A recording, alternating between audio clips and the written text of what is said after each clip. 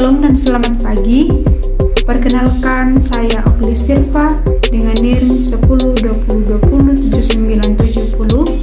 dari kelas B Prodi Pendidikan Agama Kristen. Nah, dalam video kali ini saya akan membahas tentang kurikulum. Nah, 3 topik bahasan yang akan saya bahas dalam video ini. Yang pertama tentang komponen kurikulum, yang kedua tentang model pengembangan kurikulum, dan yang ketiga tentang kurikulum prototipe. Nah, yang pertama dibahas adalah tentang komponen kurikulum. Di dalam sebuah kurikulum tentunya memiliki komponen-komponen. Dalam kurikulum itu ada 4 komponen utama. Yang pertama adalah tujuan, yang kedua adalah bahan, materi atau pengalaman belajar, yang ketiga adalah strategi pembelajaran, dan yang keempat adalah evaluasi. Yang pertama adalah tujuan. Di dalam perencanaan sebuah kurikulum, tentunya pasti memiliki tujuan. Tujuan itu baik dari tujuan pendidikan nasional, tujuan mata pelajaran, tujuan lembaga pendidikan, dan tujuan instruksional. Yang kedua, bahan, materi atau pengalaman belajar. Di dalamnya itu mencakup tentang isi yang telah disesuaikan dengan jenis, telah disesuaikan dengan jenjang kelas dan sekolah, dan kemudian harus disampaikan kepada siswa untuk mencapai tujuan yang telah ditetapkan tersebut. Yang ketiga adalah strategi pembelajaran. Nah, untuk melaksanakan suatu kurikulum, tentunya diperlukan sebuah strategi. Nah, strategi ini berkaitan dengan erat dengan taktik yang dilakukan oleh guru untuk melaksanakan kurikulum tersebut agar tujuan yang ingin dicapai itu tercapai. Dan yang keempat adalah evaluasi. Evaluasi merupakan penilaian dari hasil kurikulum tersebut atau implementasi dari kurikulum tersebut. Nah, di dalam mengevaluasi sebuah kurikulum tentunya diperlukan alat evaluasi yang valid untuk mengakses seluruh aspek kurikulum yang ingin dievaluasi, baik di prosesnya maupun dari segi hasilnya. Nah, yang kedua adalah tentang model pengembangan kurikulum. Model pengembangan yang pertama adalah model administratif. Model administratif ini sering disebut sebagai model top-down approach atau line staff prosedur. Nah, model ini dapat dikatakan sebagai sistem sentralisasi karena model pengembangan kurikulum ini dibuat oleh pihak tingkat atas atau pejabat tingkat atas, kemudian diberikan kepada sekolah sebagai satuan pendidikan ataupun guru. Nah, yang kedua adalah model grassroots. Nah, model ini merupakan kebalikan dari model pengembangan administratif. Model ini sering disebut sebagai bottom up karena model ini sistemnya itu seperti desentralisasi, di mana pembuatan kurikulum, pengembangan kurikulum itu dilakukan oleh pihak tingkat bawah seperti sekolah, kemudian diserahkan kepada pihak tingkat atas atau pejabat tingkat atas untuk kemudian mensahkan kurikulum tersebut. Nah, yang ketiga adalah model Taylor. Nah, model pengembangan ini disesuaikan dengan pengembangan kurikulum, disesuaikan dengan misi dan tujuan dari sebuah institusi pendidikan. Nah, di dalam model ini ada 4 hal yang menjadi fundamental di dalam pengembangan kurikulum ini. Yang pertama adalah tujuan yang ingin dicapai, dan yang kedua berhubungan dengan pengalaman belajar untuk mencapai tujuan, yang ketiga berhubungan dengan pengorganisasian pengalaman belajar, dan yang keempat adalah evaluasi. Nah, model yang keempat adalah model Hilda-Taba. Nah, model Hilda-Taba ini merupakan modifikasi dari model pengembangan Taylor. Nah, di dalam model Hilda-Taba ini ditemukan bahwa ada 7 langkah yang harus ditempuh untuk mencapai pengembangan kurikulum tersebut.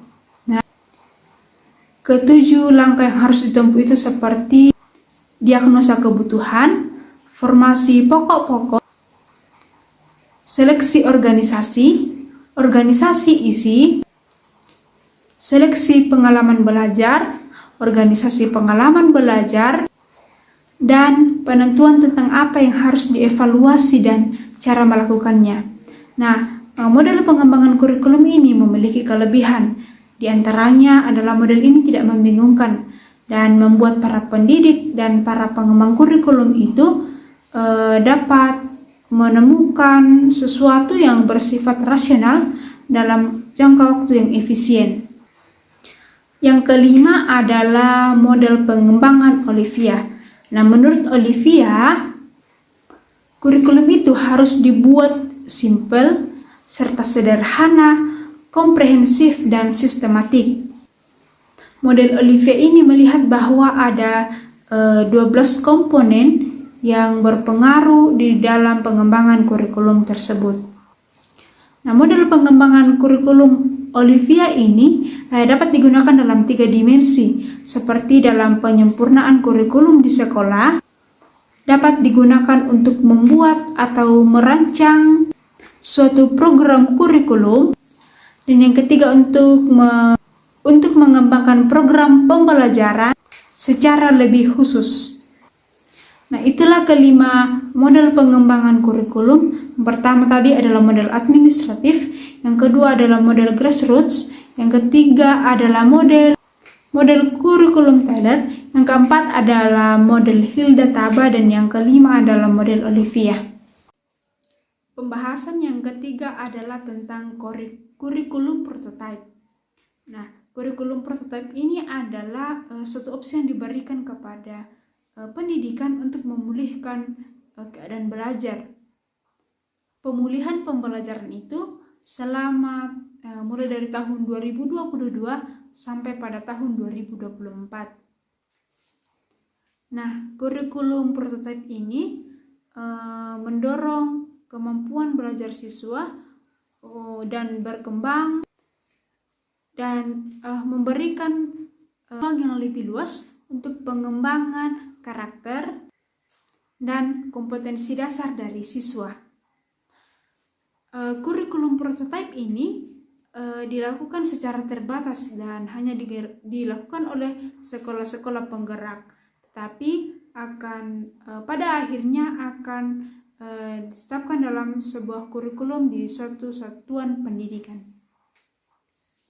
Nah, kurikulum prototype ini melanjutkan arah pengembangan kurikulum.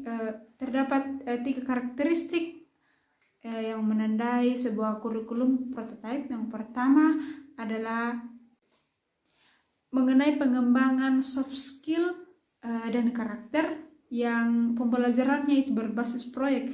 Yang kedua itu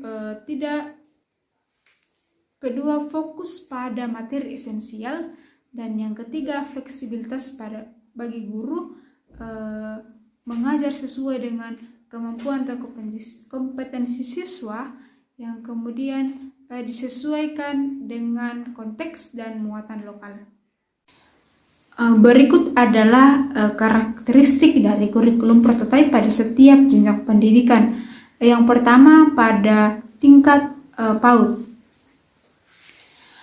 Pada tingkat PAUD, kurikulum prototype ini difokuskan pada literasi, seperti pada buku bacaan anak. Tidak seperti kurikulum sebelumnya yang berdasarkan tematik.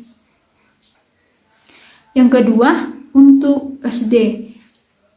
Di SD, pelajaran IPA dan IPS pada kurikulum prototype ini digabung menjadi IPAS, ilmu pengetahuan alam dan sosial. Nah, pada kurikulum sebelumnya IPA dan IPS itu terpisah. Tetapi pada kurikulum prototype ini, IPA dan IPS bersatu dengan nama IPAS, ilmu pengetahuan alam sosial.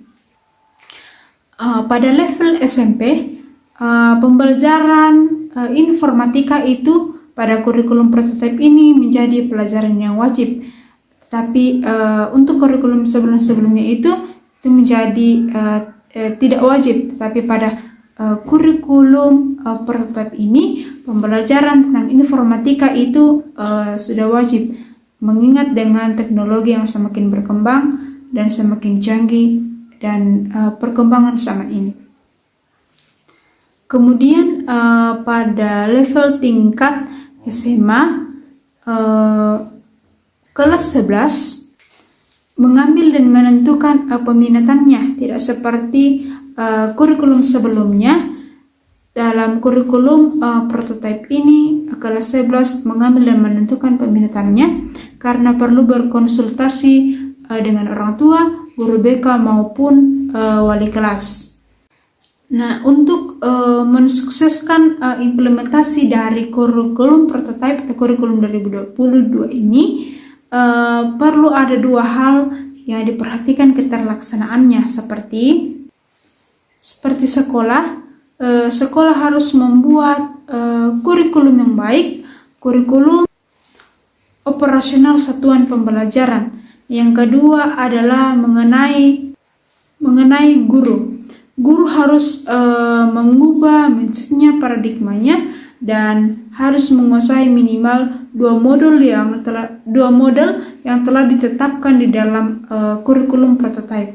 Nah, dua model ini seperti model pembelajaran PBL atau Project Based Learning, dan yang kedua model Teaching at the Right Level.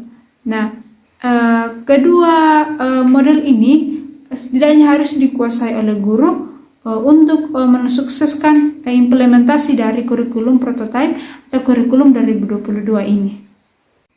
Demikianlah video pembahasan saya mengenai kurikulum dengan topik bahasan yang pertama adalah komponen kurikulum, topik bahasan yang kedua adalah model pengembangan kurikulum, dan topik bahasan yang ketiga tentang kurikulum prototipe atau kurikulum 2022 ini.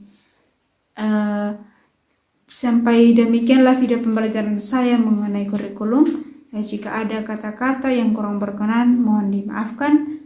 Sekian dan terima kasih.